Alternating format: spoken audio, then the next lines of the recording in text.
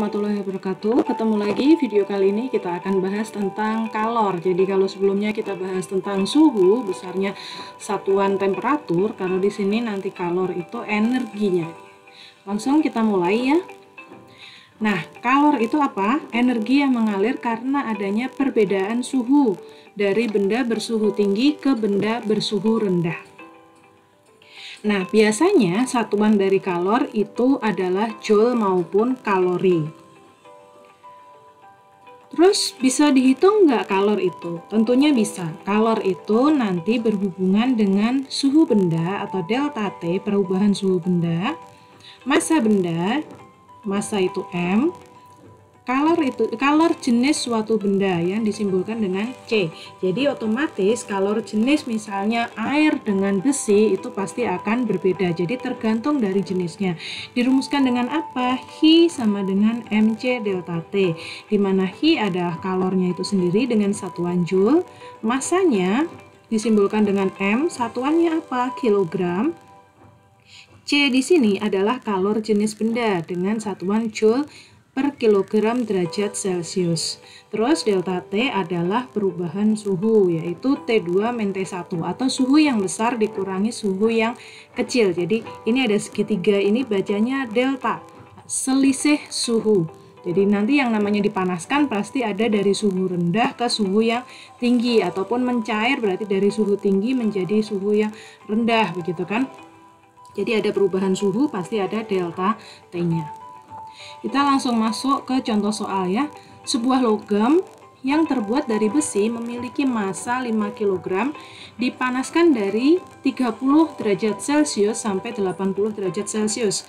Jika kalor jenis besi 460 Joule per kilogram derajat Celcius, maka energi kalor yang diperlukan sebesar, nah pertama yang kita tulis otomatis diketahui di sini. Diketahuinya apa? Yang pertama diketahuinya adalah massa. Massa disimbolkan dengan M kecil. Di sini satuannya sudah kilogram, jadi kita nggak perlu konversi satuan, 5 kg. Setelah itu ada suhu. Suhu awal. Nah, di sini yang kecil berarti suhu awal karena dia ngomong dipanaskan. Suhu awalnya T1 30 derajat, dipanaskan sampai berarti di sini adalah suhu akhir atau T2 yaitu sebesar 80 derajat Celcius. Terus kalor jenis besi. Kalor jenis besi disimbolkan dengan C kecil. Nilainya berapa? Nilainya adalah 460 Joule per kilogram derajat Celcius. Maka besarnya energi kalor berapa? Ini berarti yang ditanya adalah nilai Hi. Kita tahu rumusnya adalah Hi sama dengan M dikali C dikali dengan delta T. Kita masukkan angkanya. M-nya adalah 5. M-nya adalah 5. Kita masukkan, jadi pastikan sudah ditulis diketahui biar enak pas memasukkannya. C-nya adalah 460 dan delta T-nya T2 min T1 berarti 80, nanti 8 T2 min T1. Kita masukkan lagi 5 dikali 460 kali, kita kerjain dulu T2 min T1, 80 dikurangi 30, hasilnya adalah 5 kali 460 dikali dengan 50, jadi hasil pengurangan 80 dengan 30 adalah 50, menghasilkan angka 115.000 Joule. Nah, di sini ternyata nggak ada opsi 115.000 Joule, maka kita ubah ke kilojoule. Kilo, misal kilogram ke gram kan dibagi 1000. Di sini sama, kilojoule ke joule juga dibagi 1000. Jadi menghasilkan angka 115 kilojoule. Nah, selanjutnya kita akan, ini tugas yang harus kalian selesaikan. Latihan soalnya, berapakah kalori yang dibutuhkan untuk menaikkan suhu 2 kg air? Berarti di sini masanya 2. Dari suhu awal T1 20 derajat Celcius menjadi suhu akhir, berarti di sini T2 100 derajat Celcius dengan kalor jenis 4200. Berarti di sini C. Yang ditanya masih tetap sama, yaitu Hi, menggunakan rumus Hi sama dengan mc delta T. Untuk nomor 2, kalor sebanyak 84.000 Joule ditambahkan pada 5 kg air. Berarti di sini yang diketahui Hi. Ini ada massa atau M. Suhunya 20 derajat Celcius. Berapa suhu air itu? Kalor jenisnya adalah 4200. Berarti nanti yang ditanya adalah T2. Masih menggunakan rumus yang sama, Hi sama dengan mc delta T. Jadi nanti ketemu delta T dulu. Delta T-nya berapa? Kalian tambah dengan 20. Itulah nilai T2. Nomor 3, sebuah logam memiliki massa 4 kg. Berarti di sini M, pada suhu 30 derajat Celcius. Logam tersebut dipanaskan memberikan kalor 50 Joule. Berarti di sini ada Hi, di sini ada M, dan di sini ada T1. Hingga suhu logam tersebut menjadi 50 derajat Celcius. Berarti di sini ada T2. Sudah ada T1, T2, berarti kalian bisa cari delta T.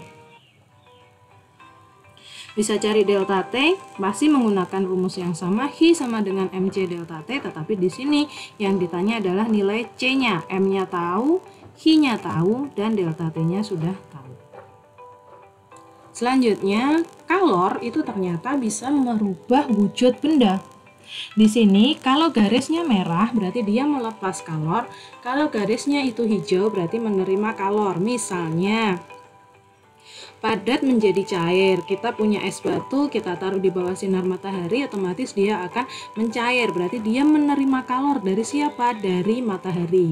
Kalau cair menjadi padat, misalnya kita punya es batu, kita masukkan ke freezernya kulkas, otomatis dia akan membeku, berarti dia melepaskan kalor.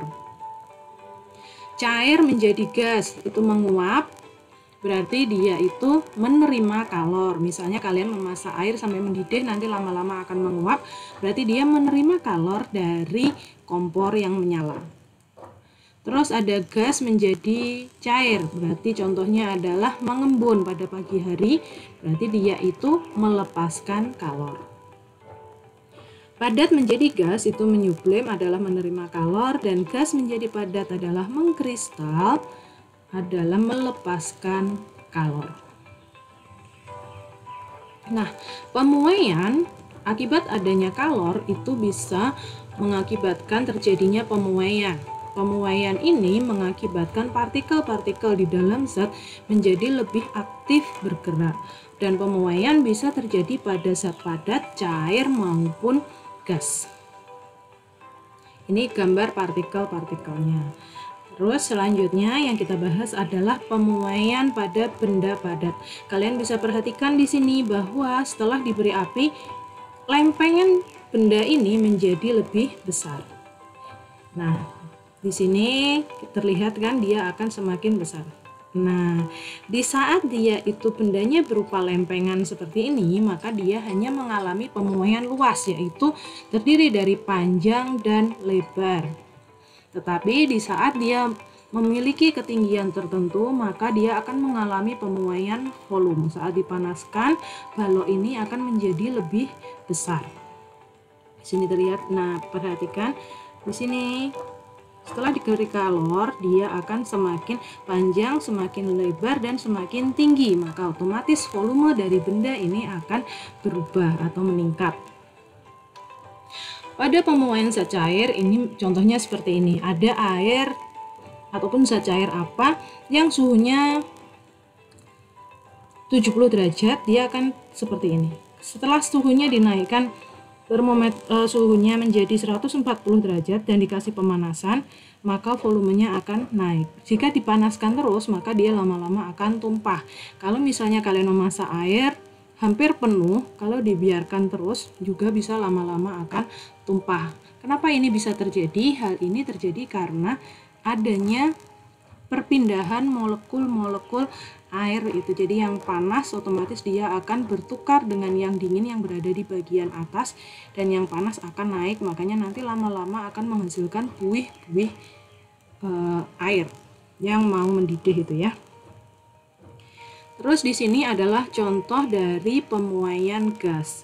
Balonnya kalau dengan air dingin ternyata dia besarnya akan segini-gini aja, tapi saat dia itu berinteraksi dengan air panas, otomatis balonnya akan semakin membesar. Misalnya kalian punya sepeda, kalian taruh di sinar matahari yang terik gitu, otomatis ban sepeda kalian juga bisa akan meletus.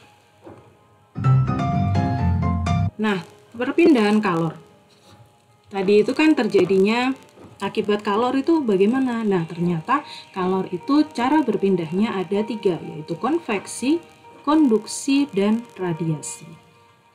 Pada konveksi itu adalah perpindahan kalor melalui suatu zat yang disertai perpindahan partikel zat tersebut. Jadi ini tangan kita bisa merasakan panas dari api unggun karena adanya aliran udara panas dari api unggun menuju ke tangan kita. Yang kedua adalah konduksi. Kalau konduksi, perpindahan kalor melalui suatu zat perantara tanpa adanya perpindahan partikel. Nah, di sini tanpa adanya perpindahan partikel, besi ini tidak mengalami perpindahan apapun, tapi kita bisa merasakan adanya perubahan suhu, atau lama-lama besi ini akan menjadi panas karena adanya aliran dari kalor melalui besi ini menuju tangan kita. Berarti harus ada zat perantara tetapi tidak ada perpindahan partikel. Kalau konveksi itu dia ada perpindahan partikel. Jadi kalau di sini partikelnya di situ-situ saja, yang bergerak hanya kalornya. Tapi kalau di konveksi yang bergerak partikelnya. Sedangkan untuk radiasi itu tanpa melalui zat perantara apapun, kita bisa merasakan panasnya. Jadi saat kita dekat api unggun, itu proses perpindahan kalor yang terjadi ada konveksi dan juga ada radiasi. Radiasi yang lain yang sering dibahas adalah sampainya sinar matahari ke bumi. Kita tahu bahwa di ruang angkasa itu tidak ada hampa udara, tidak ada zat cair, padat maupun gas, tapi sinar mataharinya bisa sampai ke bumi karena proses radiasi. Oke, demikian video pembelajaran hari ini. Jangan lupa tugasnya dikerjakan. Terima kasih. Wassalamualaikum.